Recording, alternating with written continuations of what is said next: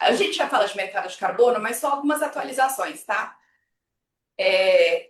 Todas na mesma página, temos três tipos de mercado: regulado, voluntário, jurisdicional. Voluntário é aquele que a gente já conhece, entra quem quer, faz a certificação quem quiser, compre o crédito quem quiser de forma voluntária para bater os seus próprios compromissos, que também são voluntários, tá? Jurisdicional é um programa dos estados, e eu vou passar por ele um pouquinho mais com detalhe, e o regulado é o que a gente tem mais novidade ultimamente aí com a gente tem da Secretaria Extraordinária de Mercado de Carbono. A estrutura de governança que a gente tem está montada na lei que é de dezembro de 24, então não tem nenhuma grande novidade por aqui. O que a gente só conseguiu consolidar esse ano é que o Sistema Brasileiro de Comércio de Emissões efetivamente ficou dentro do Ministério da Fazenda. Então, o formato dele hoje é uma Secretaria Extraordinária de Mercado de Carbono. Isso, obviamente, é por razões orçamentárias, tá? O ideal é que isso viesse num formato de agência, pelo menos na minha opinião, porque a gente teria uma agência reguladora, autônoma, com orçamento, com cargos aí, entre aspas, menos políticos, e aí cargos mais executivos de pessoas que conheçam os dados, mas é o que temos, é uma secretaria extraordinária. Ponto um, acho que para vocês refletirem, principalmente quando a gente olha do ponto de vista de conselho, é: não sabemos o que vai acontecer com isso na troca de governo. Obviamente que todo mundo espera que isto seja mantido, a gente tem uma lei, mas todas as ações que foram feitas esse ano, já visando regulamentação, a própria instalação da Secretaria Extraordinária, sendo muito honesta, é a história do só Deus sabe, tá? Vamos ver como é que eles se comportam. O que eu digo é, se a gente tiver uma leitura, uma troca de partido, e nessa troca de partido a leitura for: isso vai trazer dinheiro para o país, tá ótimo, eles vão manter, eu vou fazer os ajustes necessários para não continuarem só com as ações que foram do outro partido. Mas é algo que a gente vai ter que entender como é que funciona. Então, dentro do Ministério da Fazenda, a gente sai da esfera de discutir ambiental exclusivamente e vai para um ministério que tem orçamento e que tem força do ponto de vista político para fazer as coisas andarem, tá? Ana Lu, eu acho até que tem uma coisa eu achei importante estar no Ministério da Fazenda, porque é um ministério eu fiquei com medo de ficar depois só no Ministério do Meio Ambiente, porque tem menos, né, tem menos influência, né? Então, eu acho que foi uma agenda que o Haddad puxou para ele, né? Também, acho que também tem uma coisa do líder. Agora, num novo governo, a pergunta é essa: o ministro da Fazenda também estará interessado ou vai colocar para outro ministro cuidar, né? É esse o ponto, Grazi. Vamos ver o que acontece. Mas vocês só precisam lembrar também que, do ponto de vista das decisões do negócio e a supervisão de conselho, a gente tem interferência do Ministério do Meio Ambiente quando a gente fala de venda de carbono para o exterior para fins de cumprimento de metas climáticas de Acordo de Paris, que é aquela sigla dos ITMOS, tá?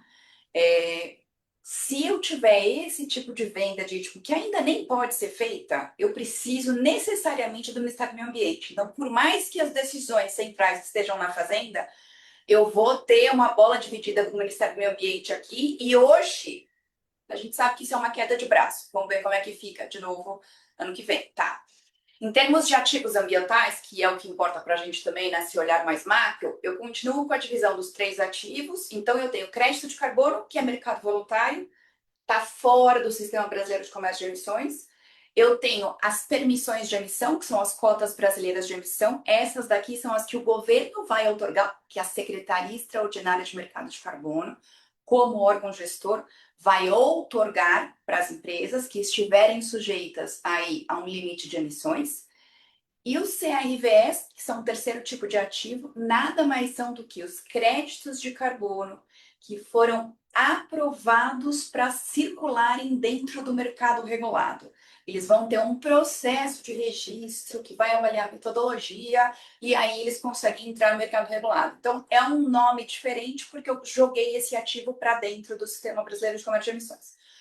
Outro ponto também que vale é, uma vez que qualquer um destes ativos passe pelo sistema financeiro, via trading ou via efetivamente aquisição, indo para balanço dos bancos para posterior comercialização, a natureza jurídica passa para valor imobiliário. teve uma série de discussões. Isso ainda não está pavimentado na CVM. A CVM, sem diretor, sem recurso, vai ser difícil fazer alguma coisa. Mas eles precisam soltar uma resolução CVM para dizer, por A mais B, que todos esses ativos são valores imobiliários. A gente sabe que na caixinha hoje não cabe, mas enfim, foi acordo de governo, isso vai ter que sair, vai virar mais ou menos aquelas debêntures de infraestrutura que são incentivadas, tá? Vai mais ou menos na mesma linha para classificar como valor imobiliário. Tem uma série de implicações essa classificação de natureza jurídica. Eventualmente, acho que se vocês passarem por isso aí, a gente pode, quando o assunto materializar, discutir de novo no grupo, porque vale a pena trocar figurinhas aqui. Eu tenho diferença de custo de capital, tem risco de judicialização, mas vamos aguardar, é só um ponto relevante para sempre lembrar. O CRVE que eu falei para vocês, que é o ativo, que é o crédito de carbono, que foi aprovado para passar no registro central e aí virou um CRVE dentro do Sistema Brasileiro de Comércio de Emissões, vai fazer muita diferença para o país e aqui para as próprias empresas que já têm comprado os créditos de carbono e lá em algum momento do futuro gostariam que eles fossem usados para bater as próprias metas que elas vão ter dentro do Sistema Brasileiro de Comércio de Emissões. O que isso significa? Que o poder para decidir quais foram as metodologias de originação do crédito de carbono, então se é crédito de carbono florestal de conservação, que é o RED+, que todo mundo fala, se é crédito de carbono de restauro, que é de área degradada, se é crédito de carbono de captura de solo de agropecuária, todos eles estão fundamentados em metodologias de certificadoras privadas que eu escolho. O ponto é, o registro central precisa aprovar essas metodologias para que esses tipos de crédito possam passar no registro e virarem CRVE. Então, aqui, a concentração de poder no governo federal, lá na Secretaria Extraordinária, vai ser muito grande. O registro, a gente já sabe, vai ser um sistema feito pelo SERPRO, que está ótimo. Essa reunião já foi feita, o SERPRO está desenvolvendo o tal do mínimo produto viável, aqui o MPV, para ser o registro central. Em tese, esse vai ser um software, um banco de dados que tem que ser interligado com outros bancos de dados, quem sabe até o da própria ONU no futuro, tá? Mas aqui é um grande ponto de interrogação para o país. Porque, de novo, eu vou ter um envolvimento do Ministério do Meio Ambiente, porque eu tenho a Comissão Nacional de REDD+, que é uma comissão que está lá dentro do MMA e que deveria estar olhando exclusivamente para projetos públicos aqui de conservação. Ela vai opinar sobre quais metodologias ela quer ou ela não quer que sejam registradas no registro central, então que o crédito de carbono vire CRVE. A gente sabe que o Ministério do Meio Ambiente tem um olhar extremamente contrário aos projetos de conservação, e é por ideologia. Então, até o comentário da Grazi, de todo o sistema ter ficado dentro do Ministério da Fazenda, eu concordo 100%, porque a gente consegue fugir um pouco dessa ideologia. Aqui é só uma opinião. Não sei quanto essa opinião influencia nesse governo, quando isso começar a ser feito, e como é que vai influenciar no próximo governo que a gente tem. Então, ponto para vocês também terem aí como atenção. Esse aqui eu até já mencionei. Então, lembrar que toda vez que a gente fala de crédito de carbono que vai para o exterior, hoje ele pode ser vendido e a maioria dos nossos créditos de carbono de mercado voluntário de conservação, floresta em pé, e até um pouco dos de reflorestamento, eles estavam sendo vendidos sempre para empresas estrangeiras abaterem as metas voluntárias. Tudo bem. Na medida em que eu queira fazer essas vendas para bater metas reguladas que estão conectadas com o Acordo de Paris, eu só posso fazer isso com CRVE, então crédito de carbono não pode, tem que ser o crédito de carbono que passou no registro central, que virou o CRVE, ou as próprias cotas brasileiras de emissão. Aqui eu acho que isso dificilmente vai acontecer, então concentrem aqui. Só que para isso aqui e lá para fora, como esse crédito que pode ser abatido da conta oficial, ele tem que virar o tal do ITMO, que é a transferência internacional de mitigação que foi autorizada. Autorizada por quem? Pelo Ministério do Meio Ambiente. Então aqui já é uma bola dividida, tá? É a autoridade nacional designada. Faz bastante diferença para quem tem, aí para quem está em conselhos, eu lembro que a Adri Caetano tá, acho que a Ayun também tá para quem está em conselhos de desenvolvedoras de créditos de carbono. Faz toda a diferença a gente poder fazer essa comercialização como ritmo. Mas hoje, de novo, por um posicionamento com que eu acredito que quase 100% do mercado não concorda, o Ministério do Meio Ambiente não quer que a gente gere nenhum ritmo, porque ele quer primeiro cumprir a nossa NDC e falar, ó, o que sobrar a gente vende de ritmo. Não deveria ser assim. A gente Mas aí deveria. você não estimula o mercado, né, Ana Lu? Senão, se você for esperar a gente fazer a conta em 2050, alguém faz alguma coisa. Não vai. Exatamente isso, Grazi. Vamos ver como é que vai ficar essa queda de braço no segundo semestre e aí entender o que acontece com o eventual novo governo, tá? Então, eu só estou passando aqui Peraí, os. meninas, eu me perdi. Por que que a gente não estimula o mercado? Desculpa, eu viajei aqui, estava viajando. Eu não entendi. Por que que a gente E não aí, estimula o Grazi? mercado? Tá no Você tá, mudo. você tá no mudo. Achando aqui. Porque se a gente vai esperar o governo preencher a cota deles para depois poder deixar os terceiros fazerem, quanto tempo vai demorar isso? Ad eterno, Entendi. Total. né? Esse é meu É esse o entendimento, problema. mas a expert aqui é na Lu, né?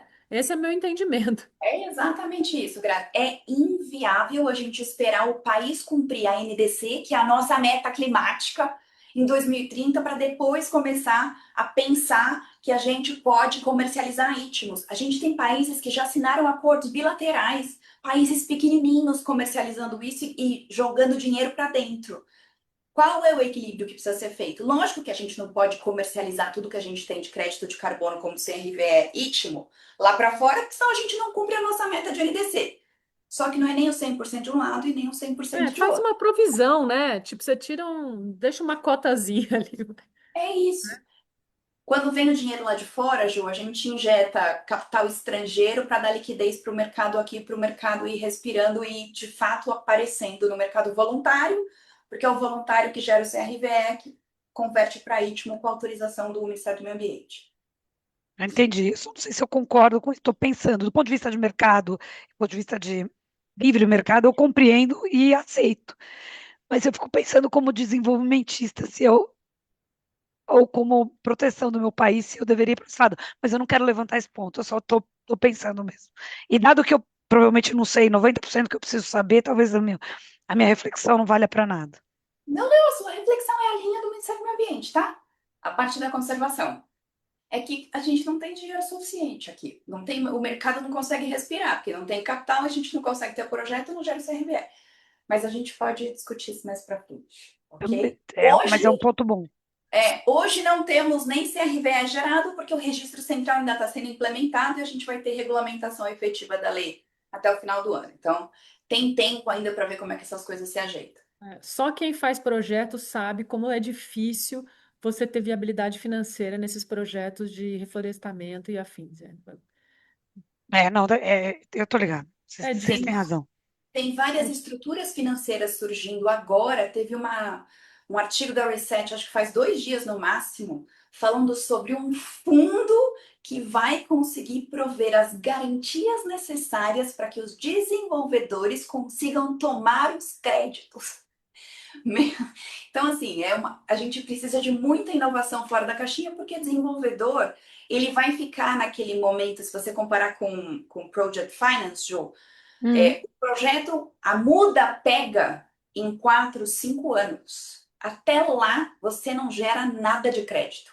E em não gerando nada de crédito e a terra não sendo sua, como é que você ainda vai dar uma garantia, uma fiança bancária? Então, eles ficam completamente descapitalizados e a gente precisa de outras formas de garantia, mas é inovação financeira mesmo, tá? Depois eu circulo no grupo isso, que é interessante. Obrigada, Lu. Quando eu falei dos 3 mercados que a gente tem, então a gente falou um pouquinho agora do regulado, o voluntário está indo aos seus trancos e barrancos. O mais novo que a gente tem e o que gera créditos de carbono, e aí vou dizer a minha opinião técnica aqui, com maior integridade, com menos potencial de problema, é o tal do programa jurisdicional, tá? É o mercado jurisdicional.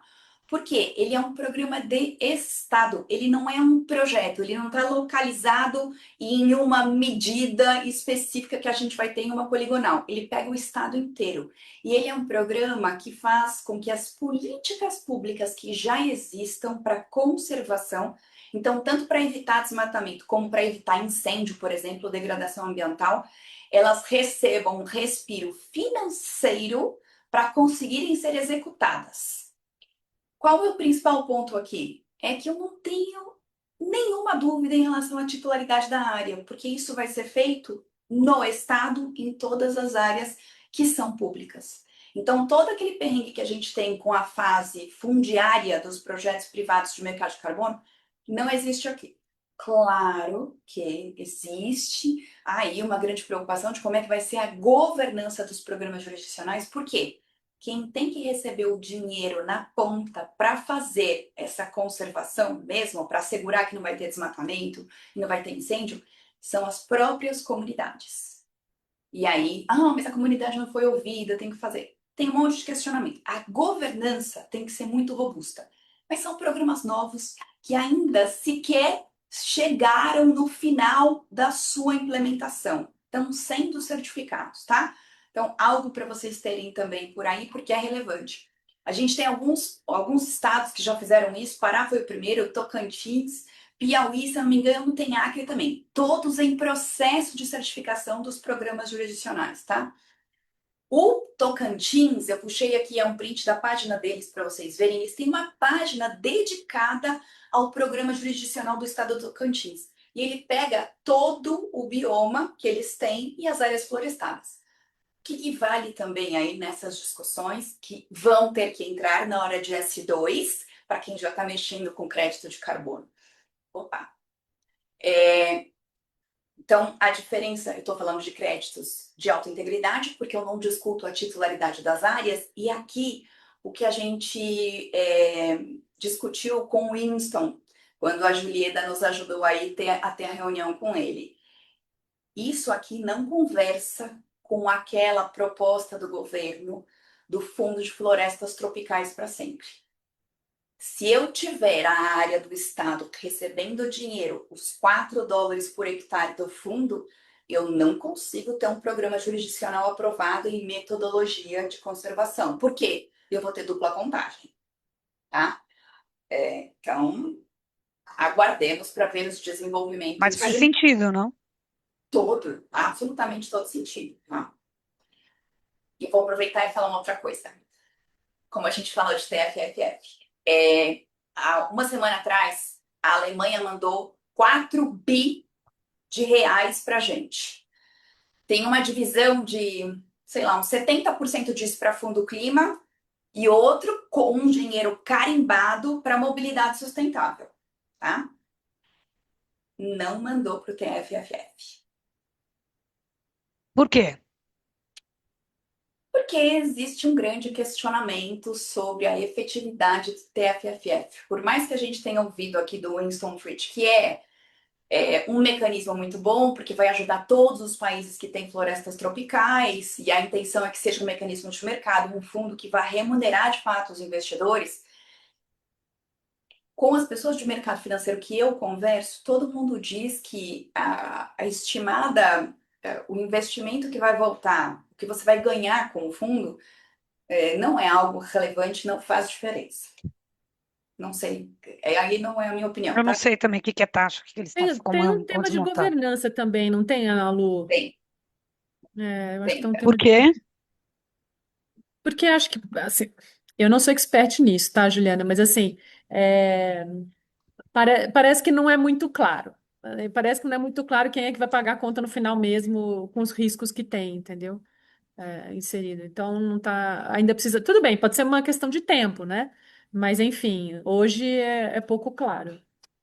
A estrutura não parece atrativa, nem do ponto de vista da remuneração do investidor, e o desenho de governança que foi feito, pelo menos até agora, não convenceu da sua efetividade. Ou seja, a Alemanha olhou para o fundo, falou beijo, tchau, e mandou dinheiro separado.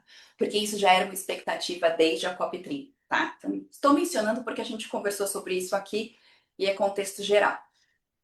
Vocês devem ter visto a discussão de Banco Master, porque obviamente que a gente tinha que ter alguma coisa de crédito de carbono no Banco Master também.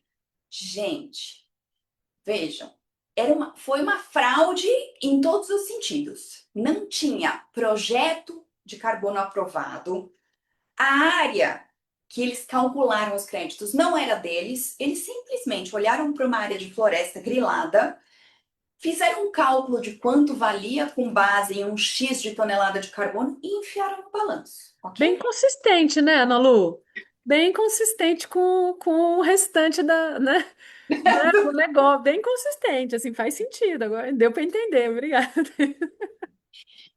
Então, mas aí o que que aparece? Créditos de carbono envolvidos no Banco Master. Aí, assim, a gente continua dando os tiros nos pés e mandando recado para mundo afora que a gente produz créditos de carbono ruins, de baixa integridade, e aí a gente perde valor no que a gente faz. Por isso que o mercado também não tem tração, não tem liquidez, tá, Ju? Porque a gente vive dando tiro no pé aqui.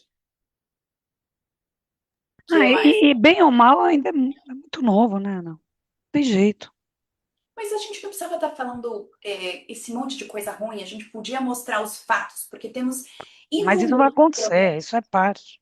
Isso vai acontecer. Por isso que, e é assim, por isso que, além de tudo, esse aqui é o mesmo dilema da mulher no mercado, né? Você tem que se provar 3 vezes, falar 3 vezes, É, mostrar que você sabe mais, estudar mais. Esse mercado vai ser igual, você vai ter que ter um critério, já é igual, ou senão você vai virar uma falácia, que é a primeira coisa que a gente quer descartar isso, entendeu? Então você vai ter que ter É. muita segurança no processo. Então, E eu Juliane, concordo com você. mesmo empresas idôneas, internacionais, também têm tido um monte de questionamento nos projetos deles de carbono. Então, assim, mesmo certificadoras que você fala, nossa, eles são super bons. Então, ainda é um processo muito imaturo, né? É muito Super, imaturo ainda. super. A medição de escopo, né, gente? E a Começa. Verra só consegue aprovar 1% dos projetos que ela recebe porque não dá fluxo. Então, nós temos alguns gargalos aí importantes, né? Não, os processos de rating, cada empresa tem um processo. É mesma uma, coisa. uma puta zona, né? Com perdão do E é francês. por isso também, o que a Grazi falou, que a gente tem tanta discussão sobre a criação de certificadoras. Eu não posso, acho que mais falar criação de certificadoras tupiniquins. Eu preciso fazer outra referência agora. Criação de Nacionais. certificadoras locais. Locais, Nacionais. Isso, as locais. locais. Por isso, pela ineficiência da certificadora Master, que o mercado reconhece como de maior integridade, que é a Verra. O Banco do Brasil tinha um planejamento para isso, junto, se eu não me engano, com o Bradesco, e tinha um terceiro que eu não me lembro qual era no fim do ano passado. Isso está bem quieto esse ano, mas pode ser que esteja sendo estruturado. Agora, se a gente tiver uma certificadora local, também a gente vai precisar que o mercado a reconheça como íntegra, como gerado com metodologias boas e geradoras de crédito, para que a gente consiga ter liquidez com isso e consiga vender os créditos. Aguardemos, tá? O que vocês precisam ter em mente, toda vez que a gente fala de crédito de carbono de mercado voluntário, a gente tem as duas fases do projeto em si. A fase fundiária, que é o lastro-fundiário, e a fase ambiental. Eu só chego na fase ambiental de fato, calcular quanto eu tenho ali de floresta conservada, ou quanto eu vou restaurar de floresta, e portanto quanto carbono eu vou capturar, ou quanto carbono eu vou conservar, depois que eu passo da fase fundiária. O lastro fundiário vem primeiro, projetos privados de mercado de carbono voluntário. E esse aqui é o nosso grande problema no Brasil. Por quê? Por causa de titularidade, cartório que pega fogo no Nordeste, perde todo o registro de títulos de imóveis, cartório que produz documento idôneo com informações fraudulentas e por aí vai. É nossa história. Qual o potencial disso aqui? Muitíssimo grande para dar problema, porque a gente não tem nada digitalizado e a gente não consegue fazer o tracking efetivamente do proprietário. Uma vez que eu passe dessa fase, eu chego no ambiental. Mas todos os casos que vocês vão ver, que já tivemos na mídia, o problema ou era lastro fundiário ou era fraude na veia, como o Banco Master, tá? Então, quando a gente fala de carbono e integridade, vale lembrar desse ponto. Para quem tiver em conselhos ou comitês de seguradoras, fundos de pensão, aí empresas de capitalização e resseguradoras, tem um BO rolando que está judicializado. Por quê? E aí também vou contar um bastidor aqui que eu tenho quase certeza hoje que é real. Entrou um artigo na lei de mercado de carbono nos 47 do segundo tempo. que é o artigo 56 ou o artigo 59, é um dos dois, gente, que fala disso aqui. Nunca tinha sido discutido, eu acompanhei todas as versões com vários colegas e tal. Nunca foi discutido. Nos 47 do segundo tempo, antes da lei ser aprovada, apareceu esse artigo. Que estas empresas aqui precisariam comprar cotas de fundo que investiriam em créditos de carbono ou créditos de carbono neste percentual aqui de 0,5% ao ano dos recursos, reservas técnicas e provisões. É embaçado, peraí. Ninguém entendeu de onde veio isso, não tinha justificativa. Com o Banco Master aflorando, o que a gente ouviu no bastidor é que isso foi colocado pelo próprio Banco Master. Não sei, tá? Mas veio nos 47 segundo tempo, está judicializado. Por quê?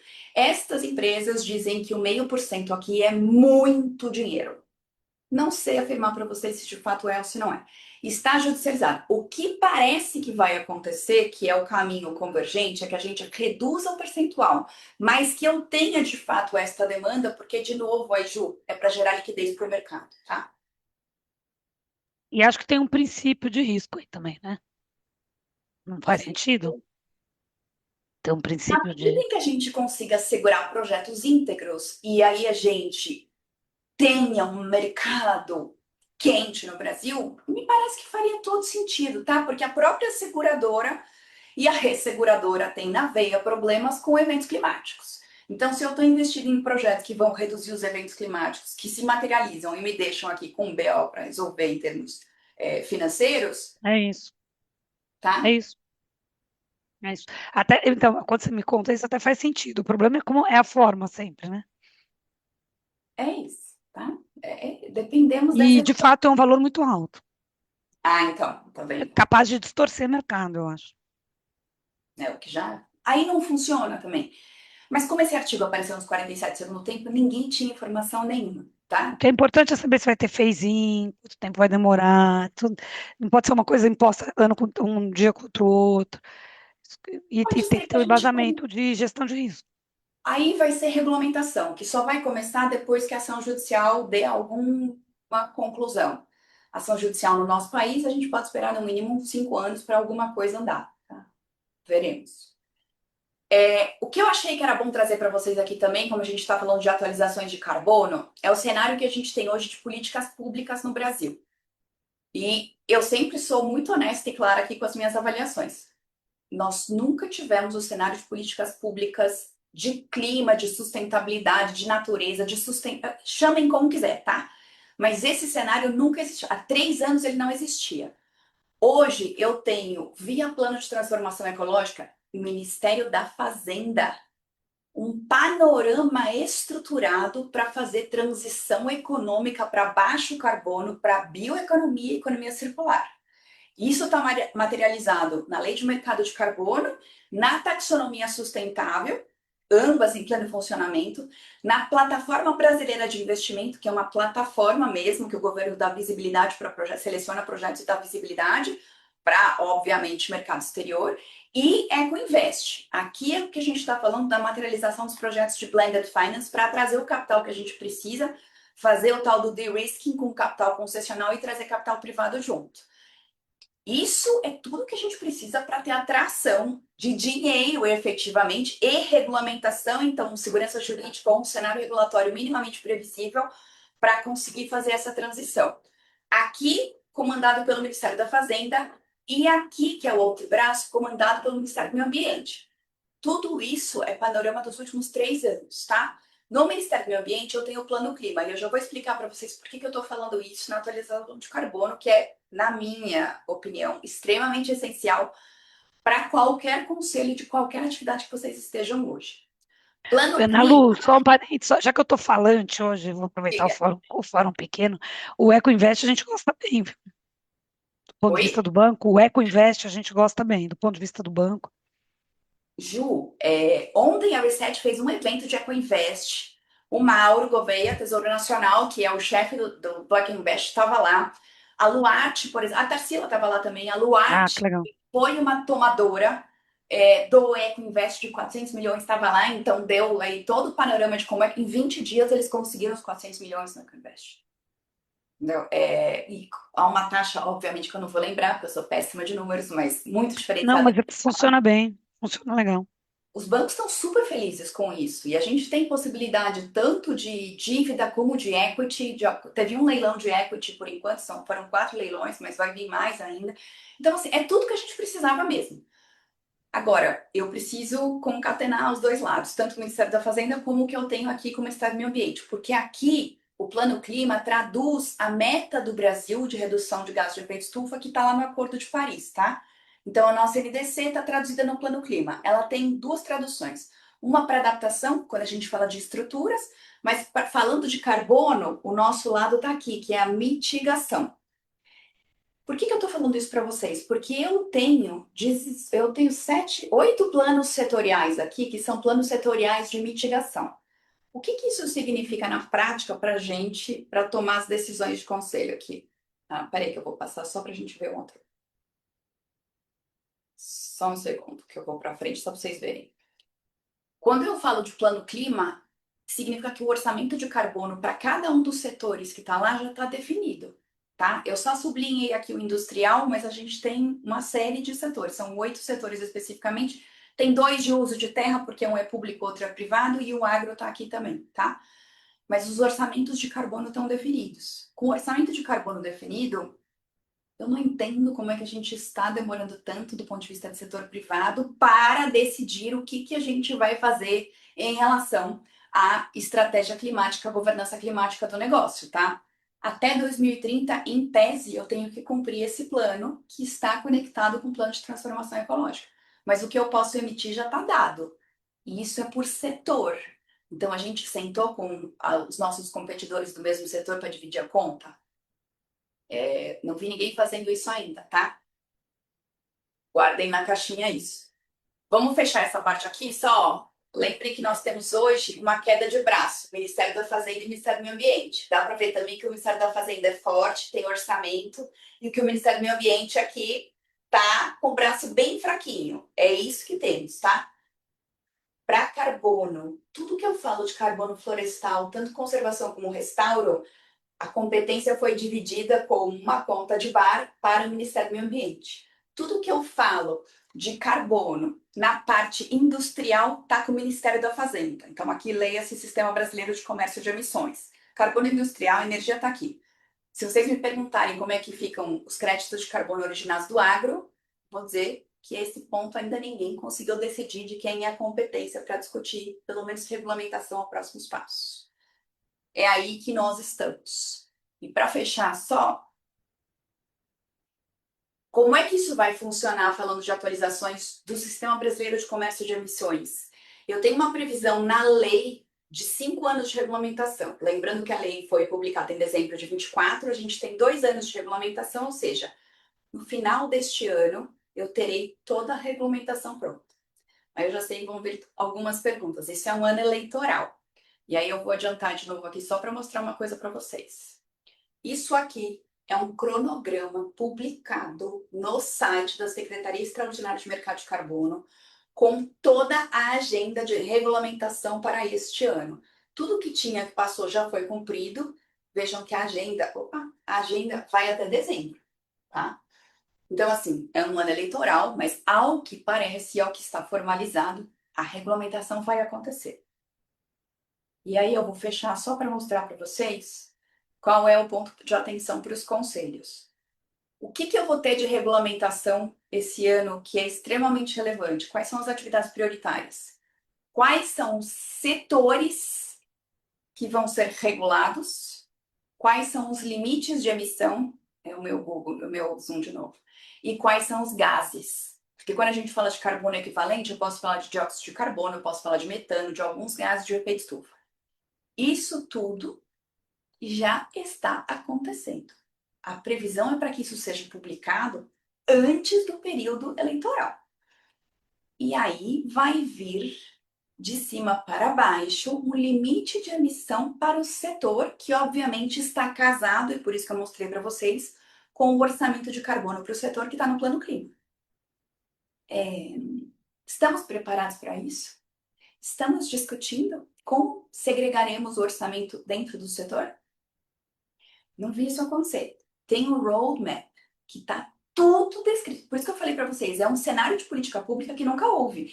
Este documento é um documento catatal com todos os detalhes de como vai ser feita essa regulamentação esse ano e tudo que já passou de data está sendo cumprido, tá?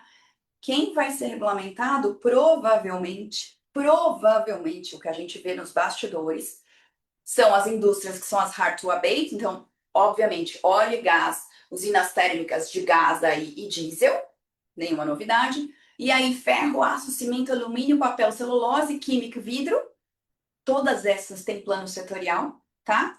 Fertilizantes, que também é hard to abate. Agora, mineração é provável pela relevância no Brasil. E a aviação, confesso para vocês que não estava no meu radar e eu incluí essa semana, depois de uma fala da secretária que comanda a Secretaria Extraordinária de Mercado de Carbono. Mercado de aviação nacional, obviamente, porque o internacional já tem a sua regulamentação, tá? Isso tudo é esse ano. Aí, os próximos 2 anos, o que a gente vai ter já são os testes de implementação e a decisão de como é que vão ser os formatos de relato. Ou seja, o limite já vai estar estabelecido, a indústria vai estar estabelecida, a gente vai ter só que se enquadrar em como é que vai fazer esses relatos e o sistema começa a rodar com previsão mesmo e provavelmente com as outorgas gratuitas sendo concedidas, as cotas brasileiras de emissão, a partir de 2030, tá? Se tudo correr como está previsto na lei. É isso, gente. Estas são as nossas atualizações de mercado de carbono. Tudo bem? Perguntas? Tudo ótimo. Perguntas mil sempre, né? Ana, a Paty aqui. Oi, Paty. Tudo bem? Tudo. Por que que você acha que a questão do agronegócio está tão, assim, no limbo? Considerando que a gente tem o maior setor de emissão brasileiro, está dentro das atividades de agronegócio, você acha que é uma briga de foice aí entre ministérios, enfim? Você quer a minha opinião, tá? Sincera, conhecendo as pessoas que lideram os temas, tanto no Ministério do Meio Ambiente como no Ministério da Fazenda, eles olharam para aquilo que eles conheciam. Então, o Ministério do Meio Ambiente falou, tá aqui que é meu, que é a floresta, e o Ministério da Fazenda também toma que é seu, porque eu não entendo nada de floresta, e a própria secretária falou isso, e eu vou cuidar só do que é a indústria que está dentro do SBCE. Eles nem se atinaram para o ponto que eu tenho um potencial gigantesco de geração de crédito de carbono no agro e, pelo que eu saiba, não houve nenhuma conversa com o MAPA para dar aí orientação de quem vai olhar com carinho para os créditos do agro. E aí, Paty, eu não sei quanto você conseguiria isso, mas seria extremamente importante que a gente tivesse o agro se movimentando dentro do registro central para assegurar que os créditos que vão ser gerados, por exemplo, com a metodologia da Embrapa, que a gente já tem para captura de carbono em solo, ou para os trás dos fertilizantes nitrogenados lá, sejam metodologias que vão ser aprovadas no registro central para o crédito de carbono virar CRVE. E a agrofloresta tá entrando dentro de sistemas florestais ou tá ficando com agro, SAF? Paty, quando a gente fala de agrofloresta, o único projeto que eu conheço de agrofloresta que gera crédito de carbono, mas pode ser que esteja fora do meu radar, tá? É Belterra, que tem as agroflorestas e que gera crédito de carbono também, mas com a parte da floresta, não com agro. Nesse caso, a Tá, gente tem interferência só do Ministério do Meio Ambiente, tá? tá legal. Obrigada, para variar, estamos no limbo com uma oportunidade gigantesca e um setor. A Grazi também participou bastante, né, Grazi, né, quando, na época da Singenta aí, e tem oportunidades gigantescas. Eu não consigo entender por que que fica no limbo. Eu até entendo quando se fala em agrofloresta, mas a agroindústria, gente, não tenho a menor dúvida. Não sei Estou por com que que foi você, me tratado parece como mais um indústria. lobby para alguma. O que talvez tenha que Por que que entender não se é algum. tratado? Por que que Né, não e é se tem tratado algum como loop, né? indústria? Se tem alguma facilidadezinha em um ministério ou outro, se tem alguma diferença quando fica sob qualquer jurisdição, porque eu estou com você, não faz sentido nenhum, né? Eu acho que a parte do agro, lógico que tem a pecuária aí que é bem conhecida, mas o grande desafio é a gente conseguir capitalizar em cima das práticas sustentáveis que a gente já tem, né? Plantio direto, que são áreas gigantescas, né? A gente está falando aí só de grãos, mais de 40 milhões de hectares, né? Então, tem a parte dentro da porteira que a gente fala que a gente já tem uma série de práticas sustentáveis que ainda não se tem uma clareza de como vai capturar isso, e tem o fora da porteira que é um pouco mais fácil de visualizar, né? Talvez um pouco dentro da porteira ainda tem algumas tecnicidades e dúvidas aí de como fazer. O ponto é que não me parece que a gente tenha um olhar de importância. O Ministério do Meio Ambiente não conversa com o mapa, porque no viés da ideologia, o agro desmata. E é isso que nós temos. De novo, estou sendo honesta, ok? É Então, verdade. o MMA não conversa com o mapa.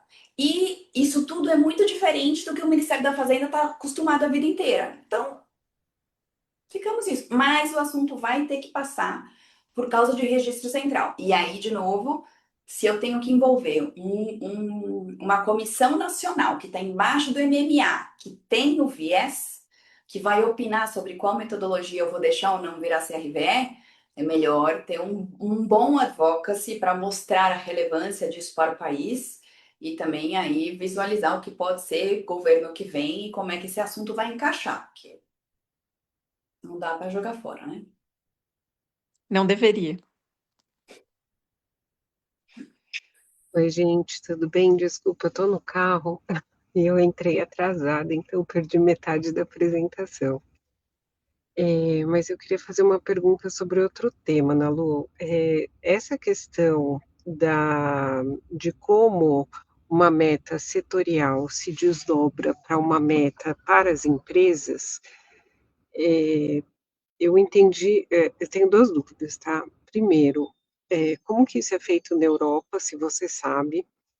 E segundo, porque eu acredito que vai ser feito no Brasil da mesma forma que é feita na Europa. E a segunda, ai, desculpa, gente, tô um monte de motoqueiro aqui batendo no meu carro de tudo quanto é lado.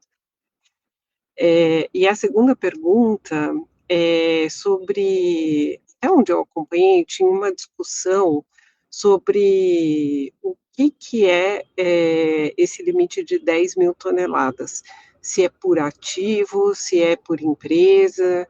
Então, eu lembro que teve uma discussão dessa, se é, tipo, restrito à fronteira do Brasil, ou se empresas que, sei lá, pega uma Gerdau da vida que tem um monte de ativo no exterior, se isso entra na conta. Então, você sabe sobre essas duas coisas?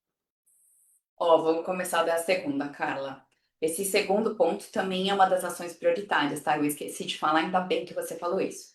Por enquanto não se sabe se vai contar por chaminé, significa por fonte emissora, por CNPJ, por grupo empresarial, como é que vai ser essa conta das 10 mil e das 25 mil toneladas.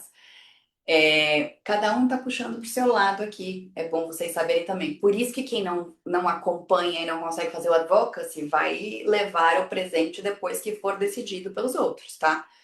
Então, regulamentação, prioridade, junto com lista de empresas, junto com gases, e qual que era o terceiro que eu falei? E o percentual de limite, tá? Tipo setorial, percentual de redução, tipo de gás e o quarto que a Carla lembrou a gente, como é que eu vou fazer a contabilidade. Então, por fonte emissora, por CNPJ, por grupo, vai contar a atividade que eu tenho no exterior, não vai contar? Eu acredito que não, que a gente fique com fontes Brasil, mas vamos ter a resposta que vai cair no nosso colo, porque não estamos fazendo advocacy, de acordo com a cabeça do que o Ministério da Fazenda definir, tá? Segundo, o primeiro ponto que você perguntou, Carla, como é que a gente divide a meta setorial por indústria? Eu não sei como é feito na Europa. Eu estou aqui pensando, todas as discussões que a gente tem no Comitê da Votorantim de Cimentos, eu já tenho o percentual definido por eles, porque obviamente o sistema está em vigor lá há 20 anos já de ETS. Vai ter uma revisão, eu já sei quanto eu tenho que aumentar, mas eu realmente não sei a origem. Se também a linha de base foi um X para setor, e aí como é que. O que eu sei, que a gente já perguntou, que eu perguntei para a Cristina, por exemplo, que é a secretária extraordinária de mercado de carbono, tá, gente? Quando ela fez uma reunião na Ancham em março desse ano, é que eles entendem entendem que o orçamento de carbono está definido no Plano Clima e eles vão dar um valor setorial. E além disso, ela falou que aí é com o setor privado. Não sei se realmente vai parar por aí ou se eles vão querer dar alguns passos a mais. Eu duvido. Mas precisamos aguardar. Não tem os dados específicos de Europa, não. Porque, assim, até onde eu acompanhei, na Europa, como que funciona? Tem os caps, e aí quem compra esses caps são, sei lá, meia dúzia de instituições financeiras, e depois elas revendem para as empresas, tá? Eu li vários estudos sobre isso algum tempo atrás, que eu dei uma palestra, mas eu não entendi até hoje como que essas metas são estabelecidas em nível de empresa, sabe? E aí eu acho que vale a pena, para a gente dirimir esta dúvida, entender como que isso é feito no mercado europeu, porque eu duvido que o Brasil vai reinventar a roda. Então, eu entendo que vai ter que ter um baseline, né, que imagino que sejam as emissões das empresas de cada setor, e aí fazer um rateio para as empresas desse setor. Eu não acho que, assim, vai parar no setorial, sabe? Não Carla, o faz sentido na minha cabeça. baseline já está definido. O baseline está lá no Plano Clima.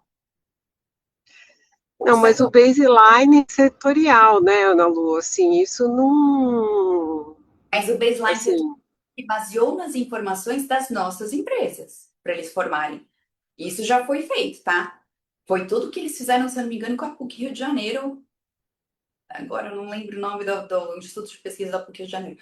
Mas essa parte o Ministério da Fazenda já fez, e junto com o Ministério do Meio Ambiente, isso saiu lá no Plano Clima.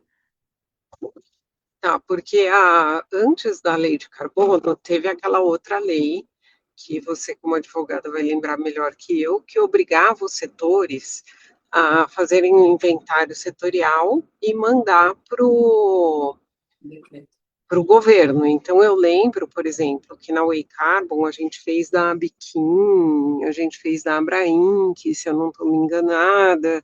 Então, assim, a gente chegou a fazer inventários setoriais de alguns setores, para atender aquela primeira legislação que precedeu essa daí. Agora, eu não sei dizer se todos os setores atenderam essa lei, essa regulação, enfim, e se isso foi considerado nessa base, né? Então, eu acho que é importante a gente entender isso. O que eu sei, Carla, é que as associações acompanharam a metodologia do Ministério do Meio Ambiente para desenvolver o baseline que saiu no Plano Clima, tá? Isso eu sei porque, por exemplo, a ABC fez NIC do lado do cimento, acompanhou, a Biquim estava super envolvida no plano setorial da indústria química, tivemos algumas outras associações, mas foi assim, muito o Ministério do Meio Ambiente, a associação e o Instituto de Pesquisa Técnica que fez os dados. Não sei se eles foram validados por todas as empresas do setor. Agora, seria importante, eu estou 100% alinhada com você. Só que agora essa parte do baseline está dado, tá? Só para discutir o plano clima só se for judicializar.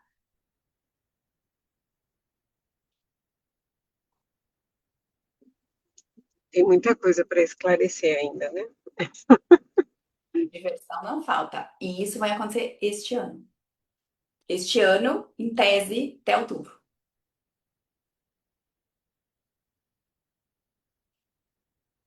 Alguma outra pergunta, gente?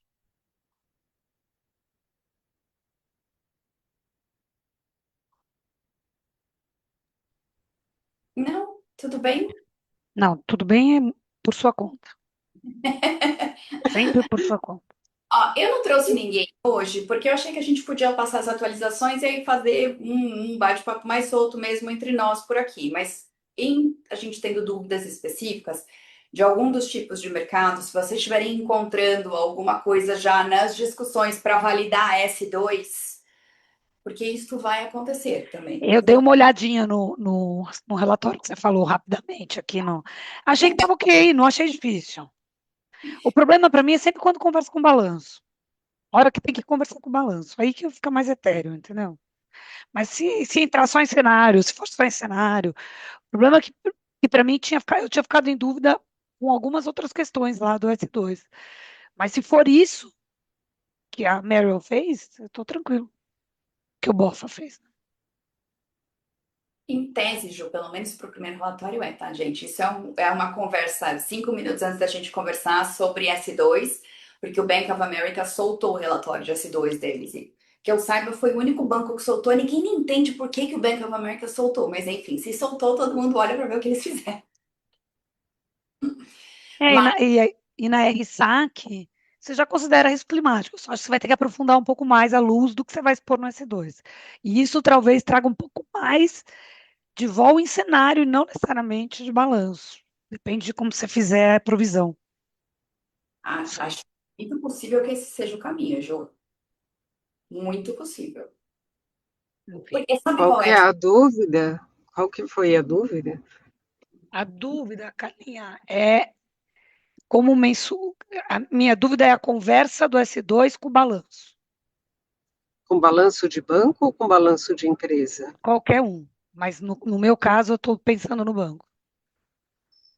Por isso que eu falei da RSAC.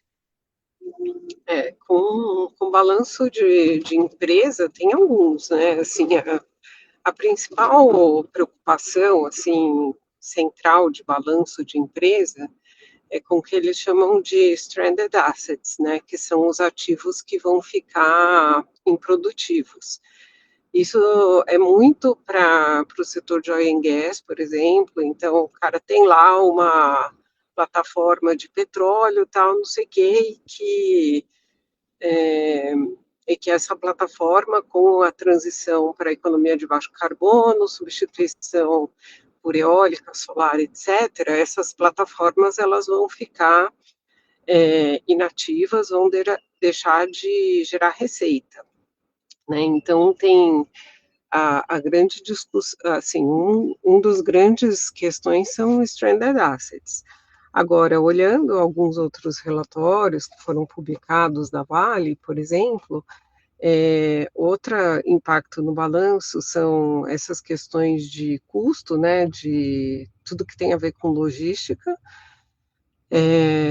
e transição, que é basicamente o quanto que isso vai custar, a precificação de carbono vai impactar no preço, nos preços, e que podem causar, por exemplo, queda de receita, aumento de custo, etc. Não é nada, não é nada de outro mundo, assim, de O quando a ponto gente era pensa em esse. balanço.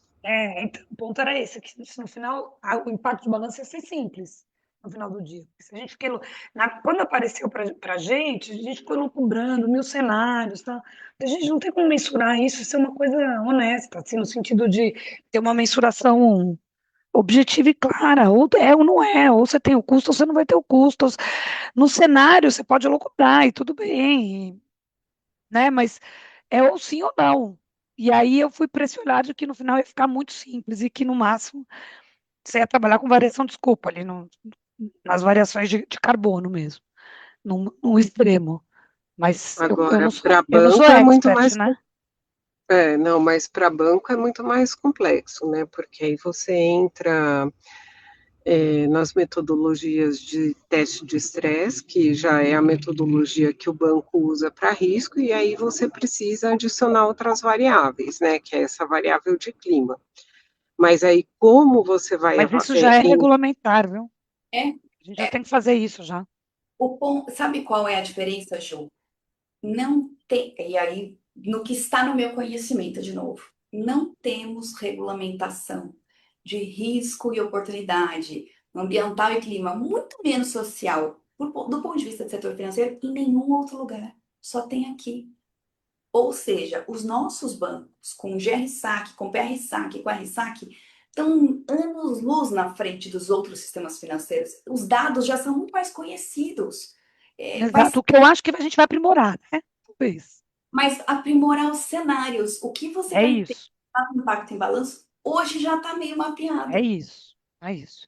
Essa parte do central, a conclusão que eu cheguei de cenário impacto em provisão, assim, putz, todo mundo tem mesa de clima, então todo mundo tem mesa de clima, mas sempre tem alguém de climático em banco, você dá empréstimo para agro, você tem a análise do RSAC, já tem tudo. Então, o que eu acho que a gente vai fazer, do ponto de vista do comitê de auditoria, talvez, é garantir que o S2 esteja conversando com os cenários que a gente usa de RSAC. É isso aí. Eu acho que esse é o que a gente tem que garantir. E aí eu acho que vai causar um certo ruído, porque provavelmente o S2 vai ser mais detalhado do que o RSAC na maioria dos bancos. Acho, chuto. Eu não sei porque Não a gente não fez isso precisa. ainda. Mas é isso que eu acho que tem que tomar cuidado, Ju. Não precisa. Você não tem que. Eu acho que o grande problema é todo mundo querer Inventar falar onda. sobre tudo, sabe? Se você efetivamente não monitora isso. Então, para que que vai falar? Eu acho, tudo bem que você tem que seguir o padrão, você está num segmento, eles pedem, você tem que seguir ali e tem que falar aquilo que você monitora e aquilo que você não monitora e entregar para Deus. Agora, não pode ser o rabo virar o cachorro, entendeu? Você tem razão. Não, você tem razão. Super. Agora, se você faz qualquer, eu não conheço nada de banco, mas se você faz qualquer análise, seja de gestão de riscos ou o nome saque aí que vocês deram para qualquer uma das coisas, essa análise, se ela impacta provisões, tá? Ela já é feita provavelmente para, vou imaginar, uma dessas análises que é feita para definição de risco de crédito. Tá? Outra que é para definição de nível de inadimplência que você é obrigado a provisionar, tá? Ou Hoje é seja, modelagem, Lu. Então, a oi? modelagem hoje é modelagem. A modelagem é por perda esperada. Então, qual é a perda esperada? Tem alguns critérios que são claros e objetivos, dependendo do estágio do crédito, mas tem critérios que não são. Quer dizer, você tem um modelo, mas não é se, then, né? Não é o if and then. Aí é uma modelagem Uhum. mesmo que envolve macroeconomia. Alguns com umas critérios macroeconômicos. E tem o overlay. Aí eu acho que vai ter bastante coisa, mas eu estou tomando tempo, talvez, de um assunto que não seja de interesse de todo mundo. O overlay, que é a provisão extra, que era a antiga provisão genérica que os bancos faziam, mas ninguém fala mais porque mudou a regulamentação e não é mais, não tem esse mesmo approach. Aí eu acho que vai caber muito mais é, esse cenário macro adverso. Aí eu acho que pode entrar mais influência de clima nos É, eu, overlays que os bancos carregam. Você não acha, Carla? eu acho que existe uma diferença entre as duas abordagens, tá? Eu acho o seguinte, quando o banco vai conceder o crédito, por exemplo, para o agro, ele vai, geralmente o banco concede o crédito de acordo com a safra. Então, o banco ele está olhando para aquela operação para o próximo ano. Então, ele olha, por exemplo, se esse ano vai ter El É Ninho o e que o ninho, El isso. Ninho vai afetar, então, quais são, os riscos para aquele ano. Quando a gente fala de clima, o teste que tem que ser feito, ele é diferente desse que é o teste mais, vamos dizer, operacional, que é vinculado a um único empréstimo. Ele vai ter uma abordagem muito mais de olhar para a carteira como um todo e olhar para os cenários mais de longo prazo. Então, como que é mais ou menos, tá? Desculpa, gente, se vocês quiserem também, não quero tomar todo o tempo com esse assunto, mas então o que que eu preciso fazer? Se eu tenho um banco X, esse banco X, historicamente, X% da carteira de crédito dele é destinado para o agro, para a região sul. Então, na região sul, eu vou fazer uma projeção de riscos daquela região. Então, eu preciso fazer uma avaliação mais sistêmica e mais consolidada daquele histórico. Então, assim, é mais uma coisa. Ai, tá me fugindo o termo, mas ele não é operação a operação. ele é mais estratégico. Por exemplo, eu vou ter que deixar de dar crédito para o agro no médio prazo, considerando que hoje o crédito no Rio Grande do Sul representa X% da minha carteira de crédito. Então, as perguntas são diferentes e a análise que é feita é diferente. Ela é mais agrupada, agregada, consolidada, enfim, ela não é tão operação a operação como é uma análise de risco climático para concessão de crédito. Não, Ô, sem ô, dúvida, sem dúvida. Mas, ô, gente, olha só, vamos pensar no contrário então, Carla. Eu tenho um risco El Ninho que foi esse ano aí. Eu não estou falando em concessão de crédito mais, estou falando o quanto que esse risco vai afetar a minha carteira que eu tenho hoje ali. O que que muda É naquilo isso. que eu olhei? Isso, para mim, é vínculo de risco climático com provisão, potencial provisão. Porque eu vou É ter que isso. entrar com esta variável climática na minha análise de risco que antes não considerou. Eu tenho uma carteira já vendida, já entregue, né? E eu tenho valor X a receber. O quanto que eu tenho que está em risco esta carteira em função de questões climáticas? Isso eu acho que é coisa divulgável no S2. Exato, Isso vai isso é ser. divulgado. Não, isso vai ser. E você tem, isso é bem feito, os bancos já fazem isso. Os Sim, bancos já imagino. fazem isso. Mas o que você está falando, de novo, eu paro de falar, porque eu acho que não interessa muita gente isso, né? Mas o que você está falando, Lu, ele funciona parcialmente. Hoje, nas modelagens, elas são muito macro. Então, eu não pego uma modelagem anual e falo, esse ano tem El Ninho, esse ano não, e eu vou Sim, ajustando. Então, eu tenho uma modelagem ampla, onde eu considero o risco climático dentro das variáveis. Às vezes, em variável dummy, que aciona uma outra variável, 0,1, que vai acionar uma outra variável. No agro, para plano, para safra, etc., esse plano de curto prazo, aí o que a Carla falou, tem muito sentido. Mas, enfim, é isso. é, Enfim, Teremos mais diversão, e aí concentrada em S2 e como é que a gente puxa carbono, e como é que a gente puxa risco e oportunidade de clima na nossa próxima reunião conjunta com o Comitê de Auditoria, né? já que a Lúcia que vai estar junto, eu não sei se eu vou. porque eu acho que tem uma implicância. Você tem que mostrar que você só apoia a Ana Lu, isso É mesmo. isso. Sabe o que eu vou fazer? A hora que a Ana Lu aparecer, Isso. eu apareço. A hora que você aparecer, eu saio. Isso. Aí, na hora que ela entrar, a gente cala a boca sobre tudo que falar de banco de S2. Não Ó, é? ó, a Dani escreveu um negocinho aqui. Vamos ver. Aos riscos de transição também atrelados a eventuais regulações relacionadas à limitação das emissões, como a Vale fez no relatório dela ao precificar preço interno de carbono. Ótima discussão, pena que não consigo falar. Então, mas você sabe que aí já começa a entrar numa subjetividade que me incomoda um pouco para o balanço, sabia? Hoje o Banco Central não tinha para esse primeiro semestre aqui previsto a publicação da minuta de norma agora mesmo, porque o ano passado eles fizeram a consulta naquele formato de perguntas para dar o passo 2 para sair do quali para ir para o quanti nos relatórios, tanto o RSAC como no viés de RSAC. E eles tinham previsto para esse primeiro semestre soltar a minuta de norma mesmo agora com o passo 2. A gente ainda não tem. Eu não vi, pelo menos a última reunião que eu tive de sustentabilidade e na auditoria, a gente ainda não tinha. A gente estava esperando um pouco para ver como a banda ia tocar. Que a expectativa, inclusive, é que era nessa minuta de norma viesse algum tipo de harmonização já para ter uma norma só e não um S2 mais GERSAC. Não sei, não sei. Acho que Eu, vai. até onde eu lembro, a gente estava esperando algumas informações do Banco Central. Ah, não sei. A gente pode ver. Tá bom. Eu vou perguntar também, eu pergunto aqui. Não, mas só queria comentar uma coisa sobre o que você comentou, que só no Brasil tem PRSAC, etc. Eu acho que não, tá? Porque eu acho que o BIS tem no Pilar 3 de Basileia lá, tem várias coisas sobre esse assunto.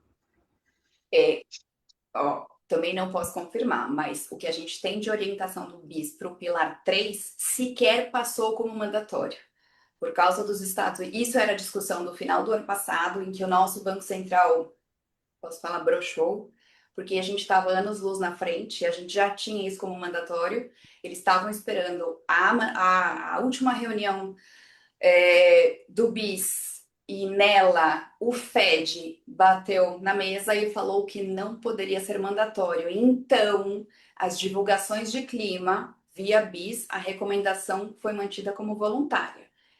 No nível que a gente tem de gestão de risco socioambiental climático, traduzindo, política de risco socioambiental climático e relatório socioambiental climático, que é o RSAC aqui, ó, eu não conheço em outro país nesta profundidade, olhando ambiental, que é natureza, clima e social. Eu só conheço isso no Brasil.